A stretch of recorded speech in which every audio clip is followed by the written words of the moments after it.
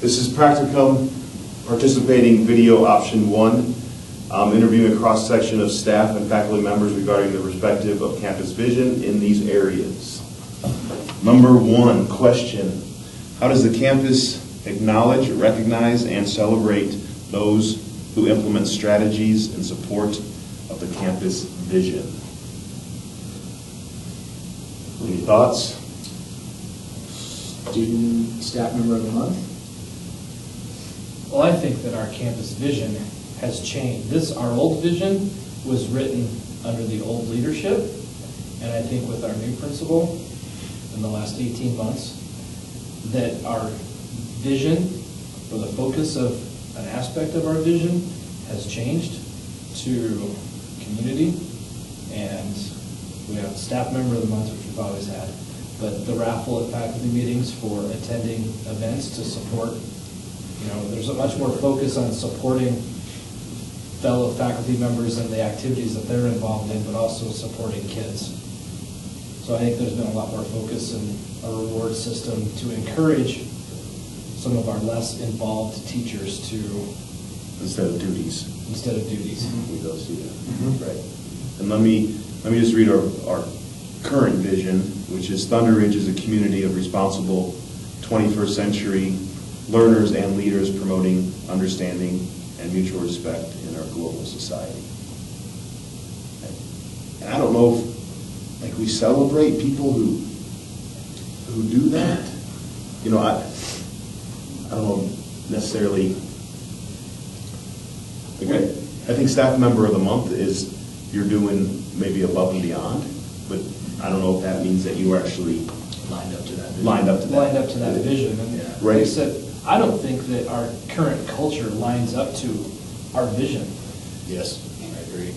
But I think it's important as to where we're at right now with our vision, because our school-wide culture was not swell in the transition, or before the transition, and I think our current principal recognized that and has done a great job in focusing on taking care of ourselves before we can take care of our global society.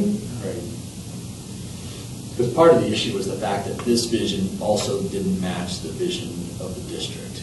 And so when the district created a vision that was different and then had a different evaluation system, which ensured different outcomes, it didn't really necessarily allow us to, in our professional expectations, also recognize and acknowledge people who were doing these things too.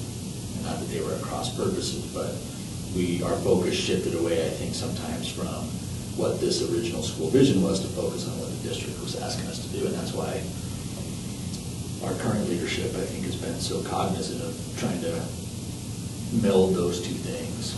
Part of that's been community, and so that's probably just the way that we recognize, or at least focus some of our efforts now. Has Chris talked about this? Yeah, I think he has an intention of changing the mission and vision to represent where we are. The one thing that I want to speak to is in terms of how does the campus acknowledge it. I will say that the Apple Award nomination process with the community nominating staff members actually supports this whole acknowledgement of teachers that are making differences in the classroom or implementing new different ideas and stuff.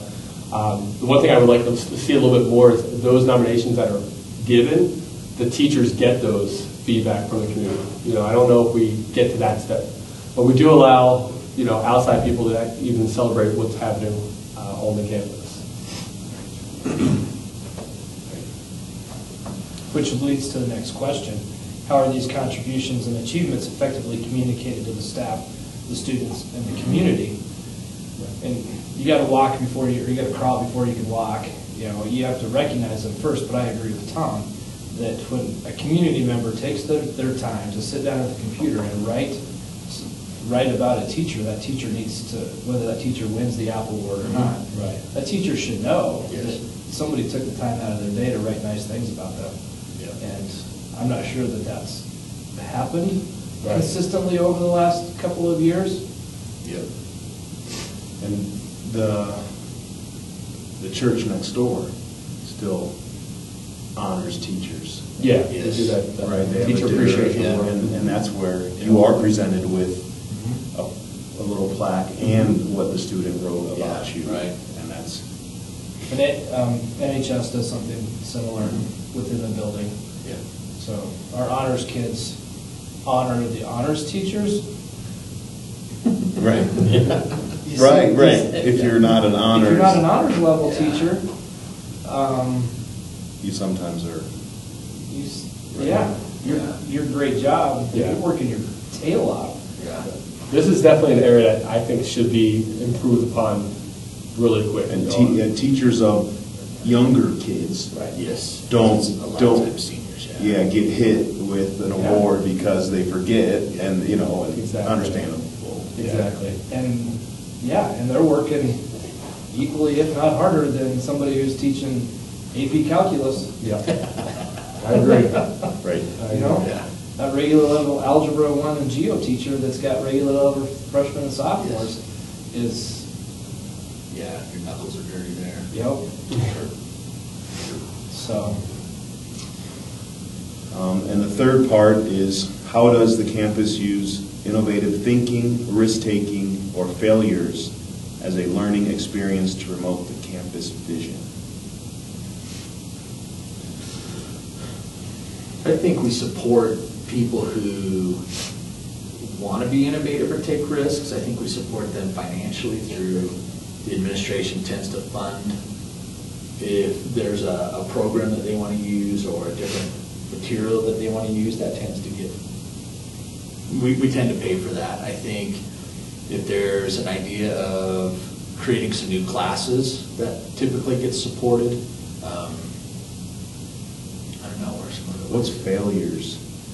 What are? well, Try and fail. Yeah, like you try something new and it totally collapses. flops. And you're not You're not- reprimanded. Yeah, you're not. Right, they're like, you took a chance, it didn't work out, you know how to learn from that. But I think some pieces of this is a little bit scary to take a risk because we have like the evaluation process and Yeah. it's kind of misconstrued, like this evaluation determines if you're hired or not. And that's how people see evaluation, when it's more per se of like, you know, how do we help you become the teacher we want to be? So people just want to meet status quo, be like, hey, you know, I don't want to take too many risks because I want to make sure I'm effective, so I'm hired for future years. And that's not the whole point of the system. Yeah. So I think there's a misconstrued message there. Yeah, it should be about coaching and about honoring innovation and Right. opportunity. I think maybe it depends on the evaluator sometimes, that if you know, the teachers will say, I want to try this and I want to, you know, see what you think. But I think you're right for the most part. When things get formalized, people get pretty safe. Well, I think there's some definite unintended consequences, and now as we roll out 50% of our evaluation Yeah. is on test scores. As a teacher, how big of a risk taker can you be if you're sacrificing tried and true or tested methods for a risk, at the risk of maybe you're affecting your test scores, and Right. that's 50% of your evaluation, which affects your pay. Yeah. Not necessarily being hired or not, but it affects your pay. Mhm. And so I think that our evaluation system unintentionally Mhm. discourages risk takers. Right, and that's that disconnect between what district wants versus what Mhm. we want, and they What's good say, for kids. yeah, they say we're site-based. Yeah. But, yeah, you know, it's like a play on words, we're site-based, but we're governed by site. Yeah. One would, you know what I mean? Yeah. You gotta look out for your salary, and with, like you said, 50% coming down the road. What, Well, then it impacts too now at the state, that if you have 2 years of consecutive partially effective ratings, you're no longer on regular status. Right. So, yeah, then that further discourages innovation and risk-taking. Right. Now, what testing are they pulling from? Is it from like ACT? Is that where most of the data is coming from? yeah, where's the 50%? So 40% for most of the departments, 40% of it is individual classroom assessments. Okay. Teacher-created Right. classroom assessments or common assessments, and 10% is our state test scores. Okay. That's, I think, So we that's use not- ACT, yeah. So it's not, I mean, you can always play the game. I mean, Yeah, you could monkey the numbers. you can always play the game. Yeah. You know. But the other thing that I think of, our evaluation system has limited the team concept. I think our district wants to pit math teacher A against math teacher B. Yeah. Competition. Competition amongst colleagues. And risk-taking feels better when you have friends risking with you. Yeah. And you're kind of on an island now, so teachers are going to be less willing to take risks because you're even on an island more than you were before, And less willing to share. and less willing to share. And I see that already. You think? Yeah, it's I have to, Discourages collaboration, yeah, actually. I feel like I have to ask and, for a document or something Right, versus right. being offered. Right. You know? I mean, you look at the way we do with college algebra, it's like, whenever, I share something with you, or you were like, hey, here's the calendar already, it's kind of like, fine, there's nothing wrong with that, but Right.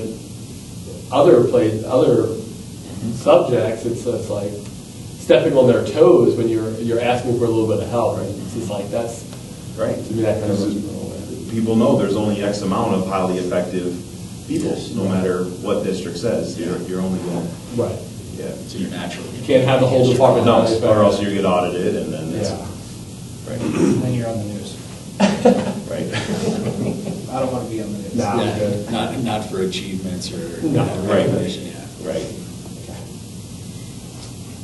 What processes are used in improving morale, which moves the campus toward the realization of the campus vision? I go back, I think the current leadership has done a good job of focusing on us and getting us to take care of ourselves before we can worry about the district morale, our global society morale. I think for the most part too, even with the evaluation system or what have you, I still feel like my evaluator trusts what I'm doing in the classroom. It's not like, you got to meet these criteria. That they still, like, they're not in your room as often as you, I don't know, I'll need to change that out. Basically, what I'm saying is, like, you don't feel like your evaluator's nitpicking every little thing, like, about. Like trying to catch you doing Yeah, wrong. Right. That's good. They trust that, like, you're doing the job. We hired you. We believe that we set you up for success. We trained you well, and you're going out there and implementing it. That's a complete 180 change from where we were 4 years ago. Right, and that's what I've heard. The flavor was, when an admin was in your room, they were there to catch you doing something wrong. Right. They weren't there to Document. celebrate And what, document. and document. They weren't there to celebrate what you were doing right with some ideas on how to get better. Yeah. They were there to catch you doing something wrong. And focus on that, on the negative. Yeah, and that, under the same evaluation system, because I think what's happened now is even though a major component of our evaluation is documenting evidence of what teachers are doing in the classroom and your backwards plans and stuff, I feel like the current administration focuses on what we want to see as quality instruction in your classroom every day, and that's what's most important. I think that's what you were saying. Yeah. That's really the focus, and then the other part, the other components will worry about building evidence for you rather than, hey, you don't have this particular evidence, so regardless of the good things you're doing in the classroom, I'm going to focus on these negative things. Right. How much does someone that district look at every teacher's evidence? Like man hours wise? Yeah. How? I don't know, I think they spot check. I think they do have people who look at evidence. But our evidence looks good, We've practiced backwards planning, we've built common assessments. And I think some schools have it, but I hear consistently that we're ahead in a lot of those areas because of some of the stuff we've been doing, which is ironic because that was the previous leadership that kind of forced us to do those things. But I think they spot check it, but what's probably still most important to them when they walk in is that they see good teaching, regardless of what it looks like. And I think our previous leadership had some good ideas of the big picture and getting us to go in the right direction, but focused on the wrong intermediate goals. Yeah. Instead of, like you said, focusing on what you're doing right and documenting what you do right and have a conversation about where you could improve. They documented what you did wrong and had a conversation on what you were doing right. Because the belief was the system was more important than the people doing it. The Yeah. people are replaceable in a good good system. And so if you build a Okay. good system, Makes sense. it doesn't matter who you have there, and I think that's what's changed is no matter what your system is, it's never gonna be good if your people don't feel good about doing it. You don't have the right people doing it. I don't necessarily have issues with how the old administration, what direction they were taking us. It's how they got us Yeah. there. The flavor of the message on how they got us there. Yeah, because that was, working towards that campus goal, morale was irrelevant, was secondary. It was in the way, almost, Yeah, of trying to get to that vision. Yeah, a couple of things that, you know, what Chris has done, those, you know, that pancake breakfast in the morning, you know. I missed that? What the- Like where you guys was out here, you know, Yeah. cooking those pancakes. No, I know, for us. yeah. And like we said earlier, where you go to an event instead of doing duties, not having duties. Yeah. Not having to do a lunch or a hall duty and where Right. the kids see you at an event, and those two things. And also I feel like if I'm doing my job, I am being left to do my job. I'm not being bothered and being nitpicked. Yeah. Like before. right. Yeah, to a point where then we had like expectations of what we produced. So a PLC day wasn't about collaboration with your colleagues for best practices and working for kids. It was make sure It was like, here, you have to have you have to something. finish X, Y, and Z and by you have the to- end of the day. Yeah, you have to turn it into your evaluator. Yeah. Sounds awful. Yeah. Motivation through fear. Right. Yeah. Worked great. Right. All right, is that it? Sums it up. All right. I know, right? I'm just like, what if it's been recorded all?